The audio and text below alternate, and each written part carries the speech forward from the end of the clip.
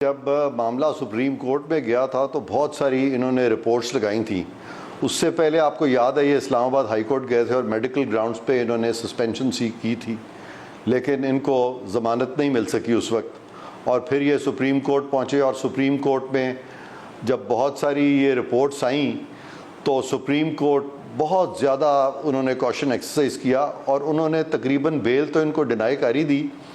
لیکن پہلی دفعہ ایک نیا رستہ نکالا اور انہوں نے لمیٹڈ بیل دی، کیونکہ وہ سپریم کورٹ کسی قسم کا رسک نہیں لینا چاہتی تھی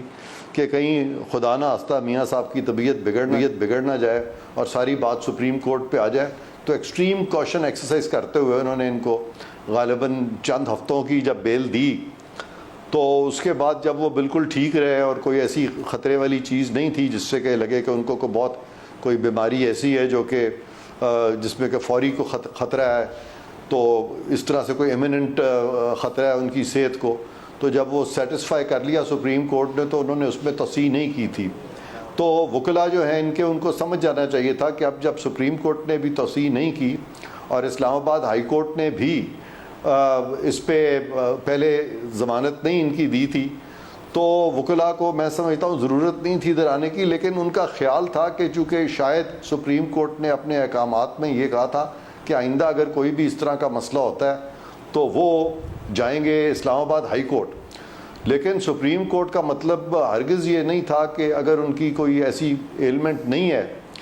جو کہ بہت خطرناک ہو تو پھر ان کو نہیں جانا چاہیے تھا. بہتر ہوتا کہ اگر اس کیس کو وہ میرٹس پہ ٹیک اپ کرتے، اور ابھی بھی اس پہ جو میرٹس ہیں ان کو پوائنٹس، وہ والے پوائنٹس اٹھانے چاہیے. کورٹس کو میں سمجھتا ہوں کہ فیس کرنا چاہیے، وکلا کو چاہیے کہ میرٹس پہ کیس لڑے. یہ ہیلے بہانے کرنے کے لیے وکلا کو انگیج کرنے کی پھر ضرورت کیا ہے؟ اور وکلا کو بھی اپنے رول کا اندازہ ہونا چاہیے کہ ان کا کام یہ نہیں ہے کہ وہ